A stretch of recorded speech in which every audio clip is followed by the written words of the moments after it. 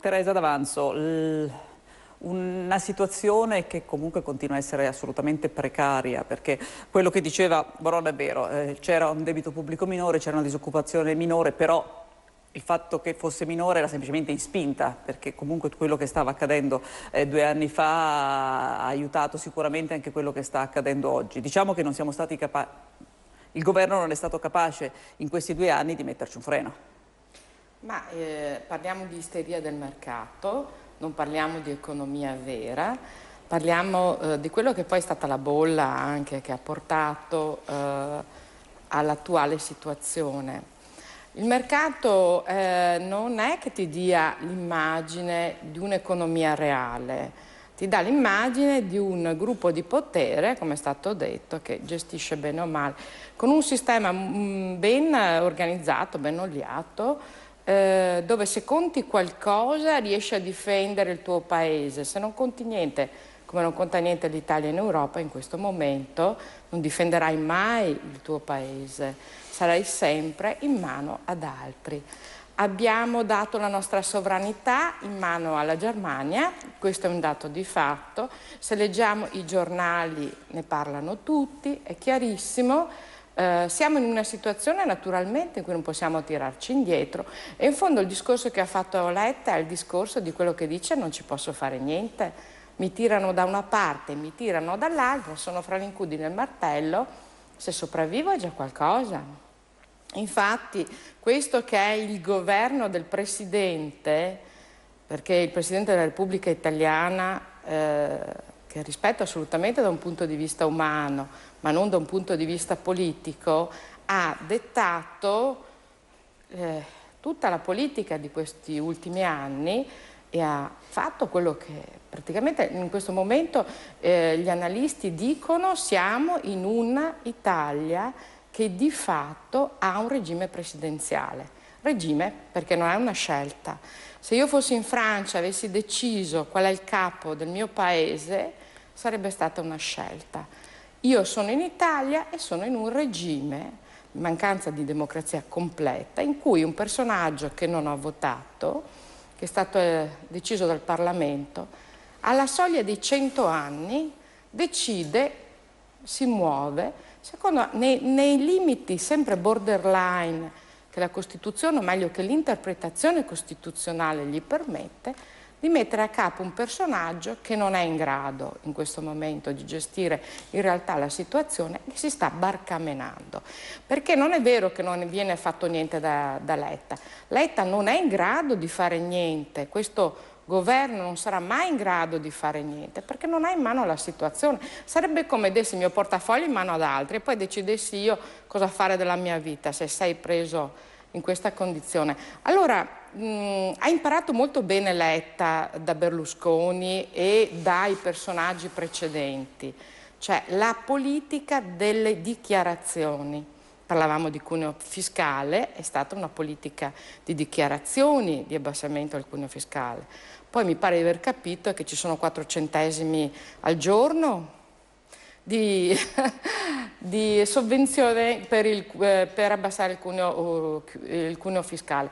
Allora, qui le pagliacciate sono tutti i giorni, si tenta di tenere tranquille le persone, in realtà ci troviamo nella situazione della rana bollita, quella che entra nell'acqua fredda, che poi alzando la temperatura diventerà tiepida e dirà ma che bene che si sta questa, per poi essere assolutamente stordita e bollita, un poco alla volta dicendo sì non ti do l'IMU però te lo ricaccio dall'altra parte e ti troverai con un potere d'acquisto del tuo stipendio oppure della tua pensione ridotto ai minimi storici, ma al fondo non c'è un fondo, cioè non è da pensare che abbiamo toccato un fondo e ci rialzeremo. Andremo ancora in basso. Ci sono tanti paesi in Europa, come il Portogallo, che dimostrano quanto in basso si può arrivare.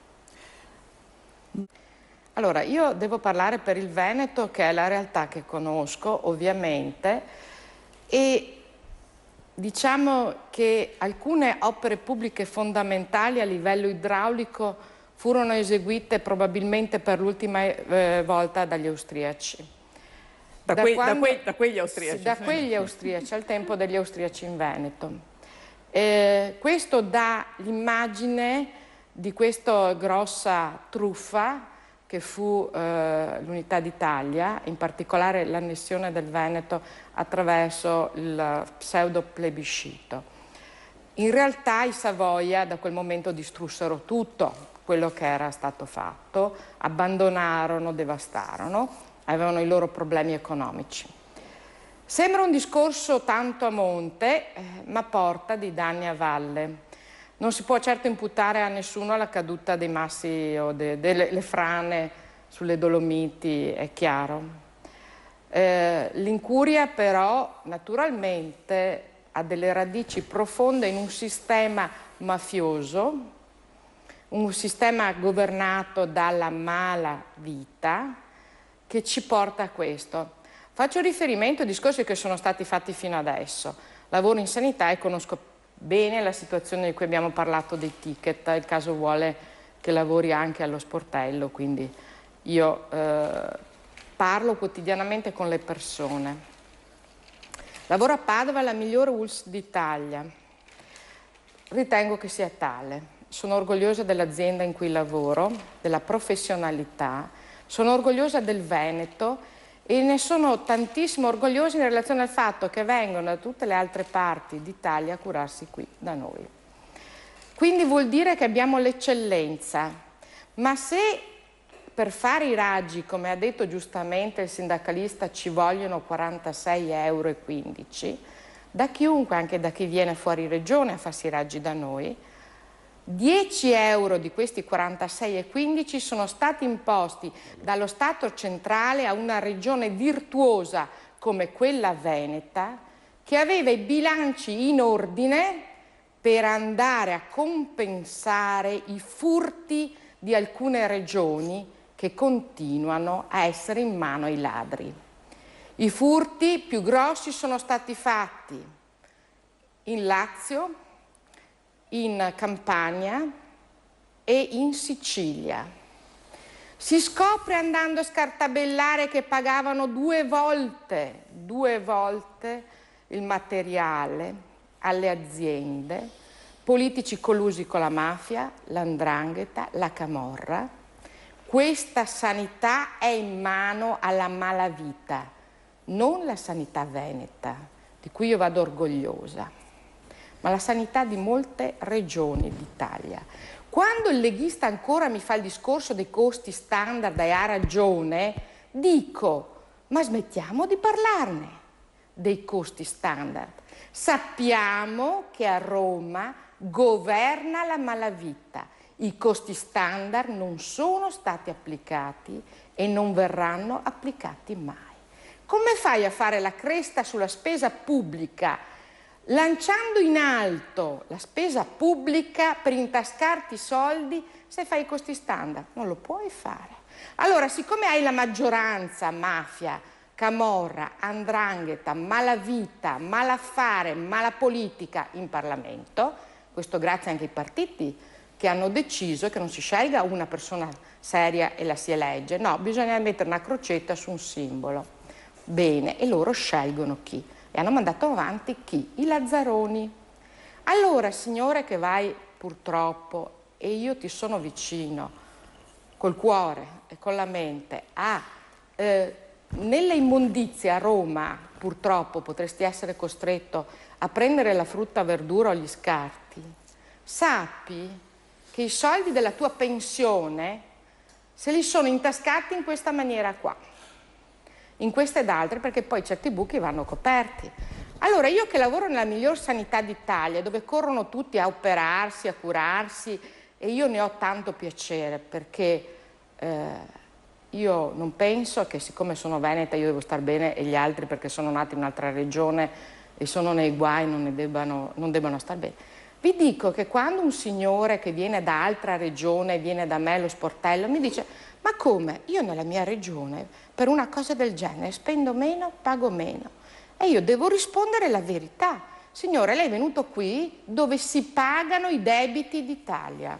al di là di questo, proprio perché ci sono buchi importanti e tutto sommato, proprio per questi buchi che poi i comuni devono andare a ripianare, la situazione dell'IMU e l'articolo di Repubblica è abbastanza chiaro, i comuni assediati dai debiti si ribellano all'operazione IMU, perché comunque ci sono questi debiti da ripianare e la svendita poi delle aziende diventa la cosa più semplice. A chi giova? Se noi seguissimo un attimo il ragionamento, lo dicevano già i latini, no? A chi giova? Qui prodest, sì. Esatto.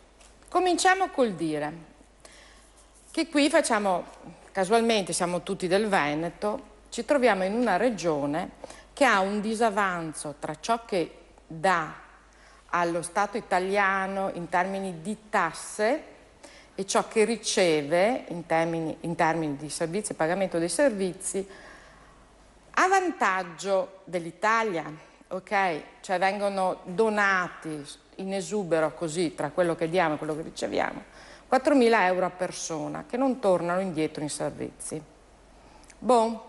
Quindi se io ho un autobus a Padova, quest'autobus all'anno da me con questi 4.000 euro, mia figlia 4.000 euro, mio marito 4.000 euro, mio figlio 4.000 euro, una famiglia di 4 persone, 16.000 euro l'anno donati a questo Stato, non è sovvenzionato da noi, è strapagato dai cittadini veneti.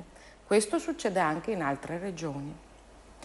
Le regioni virtuose hanno dei disavanzi tali che i servizi sono strapagati, ma non ci sono questi servizi.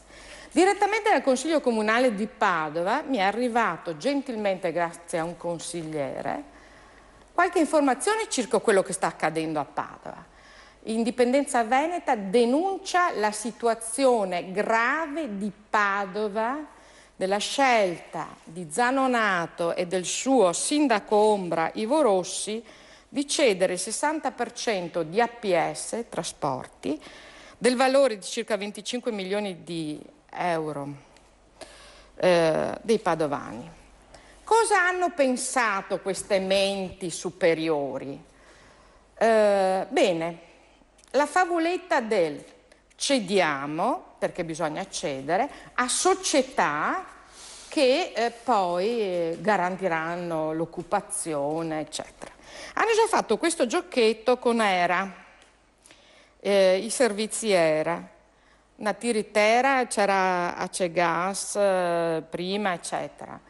Raccontandoci che queste società che stanno facendo, grazie a delle coperture politiche di un certo tipo molto forti, acquisti a man bassa a poco prezzo, raccontando che manterranno l'occupazione, cari sindacalisti, cari cittadini, in realtà fanno un'operazione tale per cui era a Padova, per esempio, quest'anno la società che a livello nazionale ha coperto i buchi di bilancio creati altrove, ok, con i soldi dei padovani. Allora il sindaco che qualche mese fa ci diceva diamo ad ERA i servizi perché così ci aiutano, andiamo fuori da un problema, ha dimostrato di essere un incapace totale perché ha regalato un patrimonio padovano a gente che ha debiti dappertutto. Sta succedendo di nuovo con Bus Italia. Bus Italia sta tentando di comprare i trasporti a Roma. Benissimo, quindi il nostro amico della Lega ci ha spiegato che sono in una situazione di debito drammatico. Il nostro amico sindaco Ivo Rossi gli regala il 60% dei trasporti dei padovani veneti, che pagano già delle tasse e regalano tanto in Italia, gli regala anche questo. Così, dice, non ci saranno licenziamenti. Fermo restando che la nostra è una regione virtuosa, fermo restando che ce li siamo già pagati questi trasporti, ok? E che quindi se ci sono buchi di bilancio, visto che sono loro che governano questa città da sempre, li hanno creati loro con la loro incapacità, caro Zanonato, caro Ivo Rossi e cara compagnia bella, benissimo, benissimo, fermo restando questo, voi state dando in mano i nostri trasporti a qualcuno che non ha neanche vinto un appalto per i trasporti. Quindi una società che se un domani, quando verranno messi in appalto questi trasporti, perderà l'appalto, gli avete regalato una società che non potrà fare i trasporti padovani. Ma ci sono degli accordi dietro, devo credere che ci siano già degli accordi perché hanno già vinto degli appalti che ancora devono essere dati? Ma cosa sta succedendo? Perché certe società hanno un successo straordinario in città, come stanno tentando di imporre a Roma, che hanno un certo colore politico? A chi fa gola? Chi c'è dietro? Questo i cittadini normalmente se lo domandano. Vogliamo delle risposte e basta prenderci per i fondelli. Se io che mi muovo tutti i giorni per andare a lavorare in centro a Padova, prendo l'autobus e pago il mio biglietto, ho il diritto, se non altro anche come semplice cittadino, di sapere cosa state combinando, a chi li state regalando sti soldi. Dateci delle risposte, in Consiglio Comunale non le date. Sui giornali, grazie soltanto a oggi alla nostra amica, ne possiamo parlare. Ci sono dei giornali cittadini che grazie alle sovvenzioni che vengono da Roma stanno in piedi, ok, benissimo, che non hanno scritto una riga di verità su questo argomento e di fronte ai consiglieri comunali che hanno portato ai giornalisti in mano le stesse carte che ho io, silenzio, silenzio stampa, perché a Padova non c'è democrazia. Questo credo che sia un po' un problema che riguarda un po' tutti. Allora i veneti sono stanchi di dare tutto e di non ricevere niente e di essere in mano a gente che poi ad un certo livello vende i veneti. Perché il vecchietto che ha bisogno di andare sull'autobus per muoversi, ma anche la signora in gravidanza, eccetera, che hanno bisogno dei mezzi pubblici e non prenderanno mai in mano la macchina per motivi sacrosanti, stanno dando in mano a questa gente il proprio futuro. Quello che sta accadendo è che ci stanno rovinando e senza darci una spiegazione, con un sistema centralista, perché stanno accentrando i servizi essenziali dei cittadini in modo tale che poi sia in mano a qualcuno che decide a Roma come si viaggia a Padova in autobus, l'acqua che viene trasportato e il gas. A Roma viaggiano malissimo in autobus in questo momento ormai da diverso tempo. Andremo a colmare i buchi degli altri e staremo a piedi noi, perché questo è il progetto che c'è dietro. Teresa, andiamo a chiudere. La politica ormai è vista come il fumo negli occhi dei cittadini, c'è poco da fare, sì, la gente non ne può più. Sono rinchiusi a Versailles, no? Cioè loro nel loro mondo. E tutto sono a Roma e sono sull'Aventino. Esatto, però in realtà sono a Roma e sono a nostre spese. Cioè persone che vivono grazie al fatto che noi paghiamo le tasse, che perfino il pensionato con una pensione molto ridotta lascia giù dei soldi per mantenere sta gente. Lui ha difficoltà a arrivare a mangiare e questi qua vivono con i soldi suoi. Cioè è chiaro. È una situazione da cui non si torna indietro. Ne parleremo questa sera sicuramente a Borgoricco, al Teatro Aldo Rossi, dove ci sarà la serata For Freedom and Independence, perché è Saria in lingua veneta, per la libertà e l'indipendenza, ma per la libertà e l'indipendenza, dove ci sono parecchie situazioni anche con imprenditori che diranno la propria. E la gente avrà la parola. Ci troviamo alle 18, prendiamo un aperitivo insieme, scambiamo due chiacchiere e poi alle 19:30, 20 andiamo in teatro insieme e parliamo di queste cose. Ma per quelli che stanno come signora in Calabria, che questa cosa... Allora, per quelli che porto i saluti della signora Viorica, che dice, dal nome capite che non è nata qua in Veneto, ma non è nata neppure in Italia, dice... mi scrive, voglio bene a tutti, voglio il bene di tutti, voglio l'indipendenza del Veneto, ma voglio l'indipendenza di tutti.